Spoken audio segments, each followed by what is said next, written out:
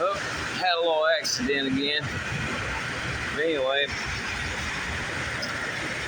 once you get that, get your tape, put it on the edge of your road, like that right there. And then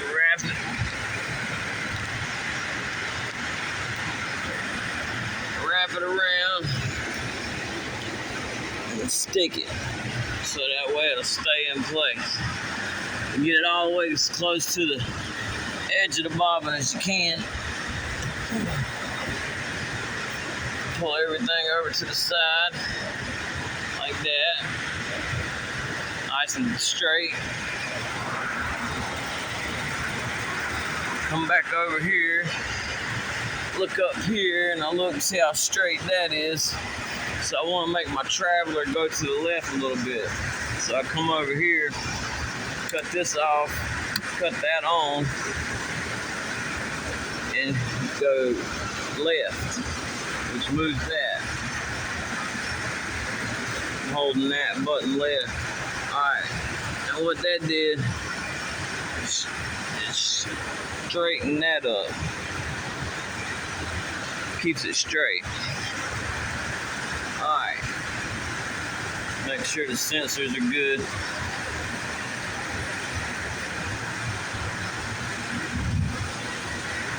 Sometimes when you go to moving around, it'll move your sensors. Alright, now, cut that back off, cut that back on, cut the speed down a little bit, traverse speed down a little bit. Come back up here, this is the counter. So what we got so far is 32 feet from the counter to the reel. Now this is the reel that I'm taking 3,000 feet off of this reel and putting it on that small reel. And this is my sensor and my pulleys, keeps everything straight and tight. So what I'm gonna do is pull a little bit of slack back here, so that way when I start it, it don't like put too much tension and jerk my tape off. Alright, so when I start slow. So I pull the red knob up and that starts it. Starts real slow. And as you can see, it'll go, and it'll stay in a straight line. You want it to be even as possible. Now when it starts to grab tension from back there, like right now, it's starting to grab tension, you can speed it up. Come over here, speed it up, and then when you speed it up, you also got to speed up your traverse. Now, I sped up the traverse a little too much, so I slow it down some, which keeps the rope close together. And that's what you want.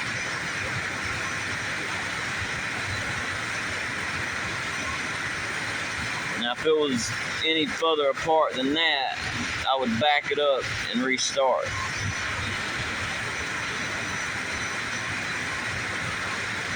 But I can speed that up a little bit more.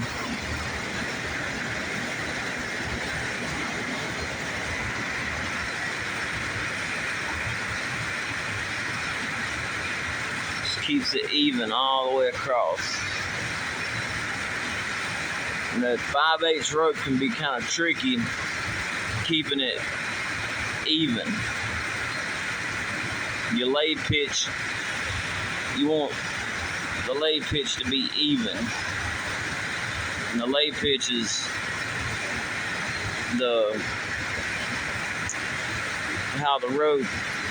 how straight the rope is across the bobbin.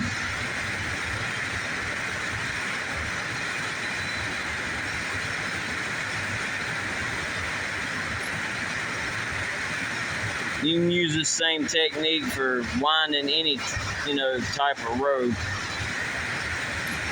on any type of winder, you know, any type of anything that, like on a Jeep and things that you pull stuff out of the ditch with, stuff like that. Fish, it's kind of like winding fishing line in a way.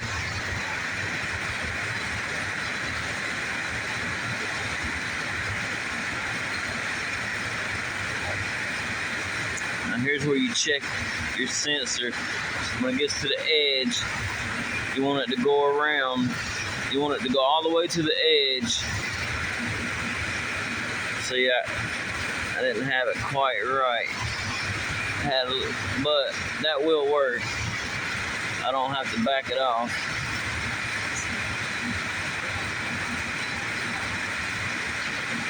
I had it a little too close. What I wanted it to do was go all the way to the edge and go around and then fall over and come back,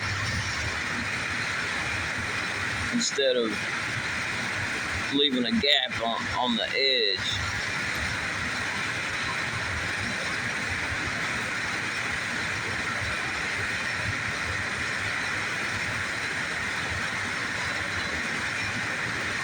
Now, if I'd have this bobbin angled down, the line would jump and crisscross over top each other. Or if I was going too fast, like if I cut the speed up and then I don't cut the traveler speed up with it, it'll also, the line will crisscross. Or, jump, what they call it, just go the other direction and wrap on top of each other. The line will wrap on top of itself. But that's how to keep it straight. Now, what I'm waiting on now is to check this sensor here. Make sure it's going to go all the way to the end.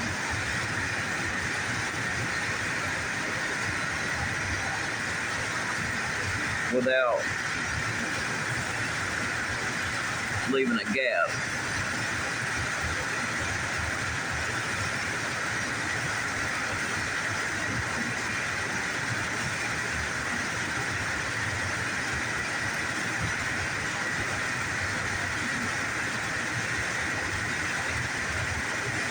Straighter you got your line, the easier it is to work with.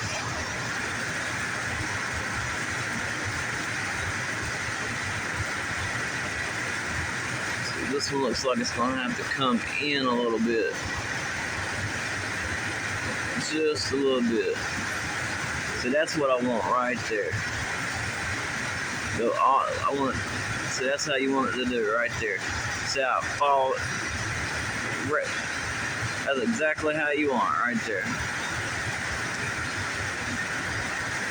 You want it to overlap and then fall over and then go back the other way. Which I wanted that side to do the same thing, but you can see the little gap on this side, but I can fix that as it goes back around. When it gets back over here, I can fix that little gap on the end there.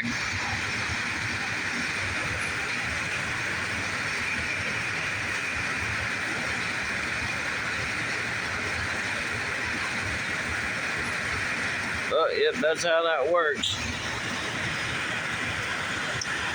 Goes through another.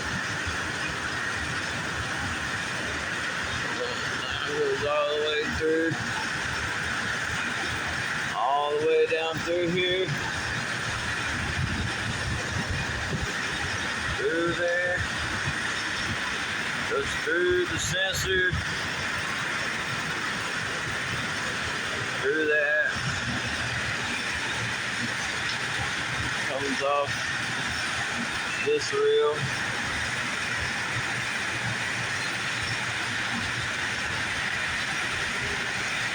I gotta do all those back there. I got plenty of them to do.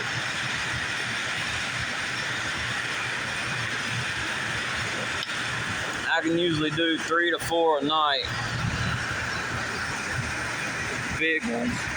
Small ones like this over here, I can do 4 to 5. Just depending on how, how much room I got and how long I'm working. We have to use this little forklift, so to pick up these big reels, and it barely picks them up.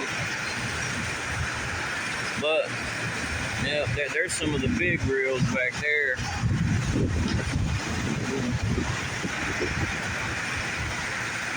These are the ones we do the 30,000 foot ropes on. Here's the Uniline reels here.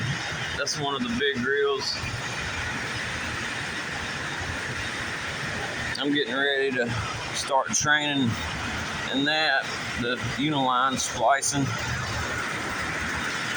They use that on like cranes and ships, all types of all different types of things.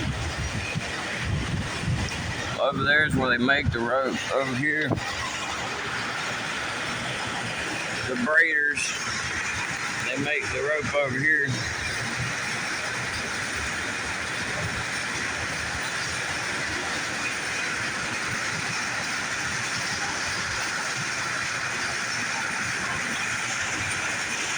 All these.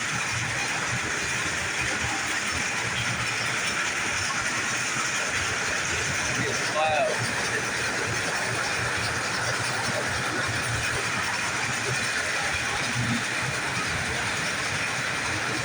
That one needs,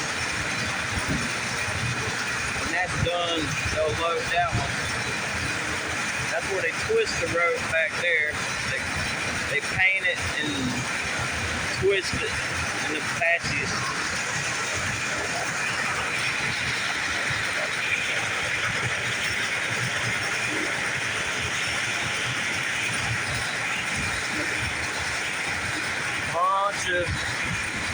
Bunch of different stuff.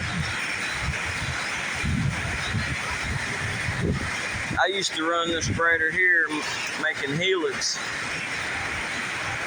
but now they use it to make sleeves for the Uniline splice. There's where a reel busted. A guy was reeling it, and he reeled it too tight, and it busted the reel. I don't know how they're gonna salvage that. There's some, I think that's some Unitrex. It's a type, no. What is that? Oh no, that's a special type of Uniline. They got all, we make all kind of different ropes. We make mountain climbing ropes over here in this area over here. It's shipping, all right, where we ship all our, when we're done reeling, we wrap them up with that plastic, ship them out. There's one of the Unilines. There's a bunch of the smaller ones. Some more reels, but here's where they make the mountain climbing rope. Like, just go like tree climbing for lumberjacks and mountain climbing for people who climb.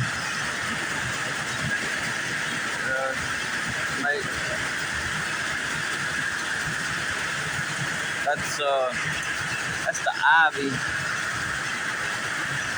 rope. And then over here is the XTC rope.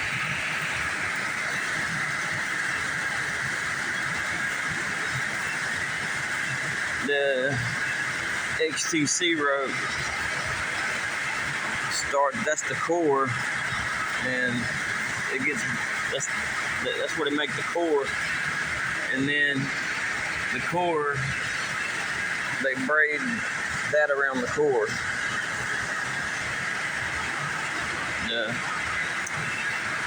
Yeah, and that's where they coat some of the rope that they do in braiding. They paint it right there.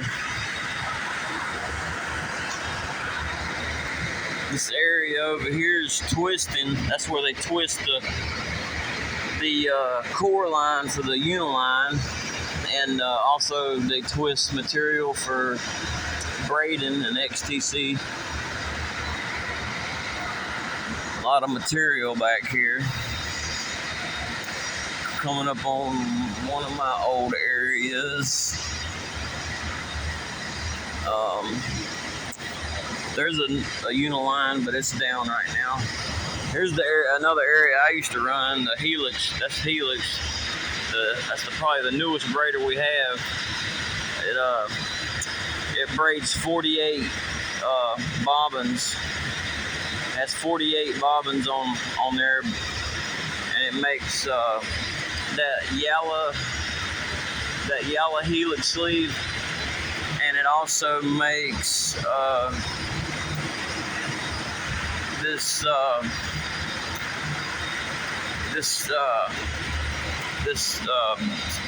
Helix sleeve here. It's used for slings and all types of different stuff. I think they also use it on cranes.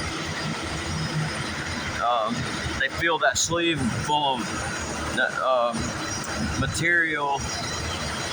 Here's another twisting machine. It's called a ring twister. Twists up bobbins and makes those. This area over here is called braiding. They braid like smaller rope, like stuff like that, and there's a little small rope like that. Usually this rope over here gets took to a coating that can be painted. A lot of different stuff. That's Uniline over there. It's hard. I can't really go over there right now. It's I can't really show that because that's like the main thing here is Uniline, and nobody else makes it, so I can't really show you anything over there. It's like that's like their priority rope, their money maker. But yeah, that braiding area is called strands. It's called strands because they paint their own strands instead of coat it. They paint it before they braid it. They twist it, paint it, and braid it all in one area. Oh, back in the reeling. My rope still ain't done yet.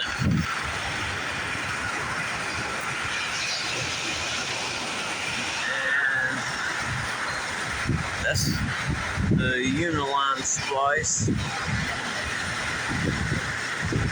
That's how they make the Uniline splice.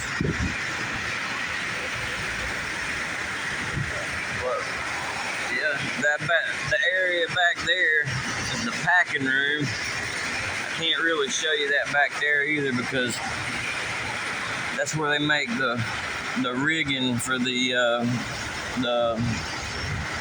tree climbing and mountain climbing stuff for this type of rope here. That's what they pack it back there and they sit it out here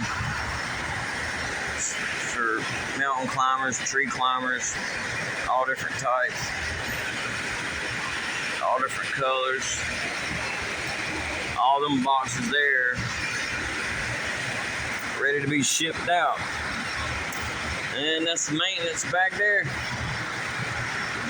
And there's also some more stuff in the very back. I ain't really got time to make it back there. I gotta change my rope here. It's about done. I gotta go to 3,000 feet.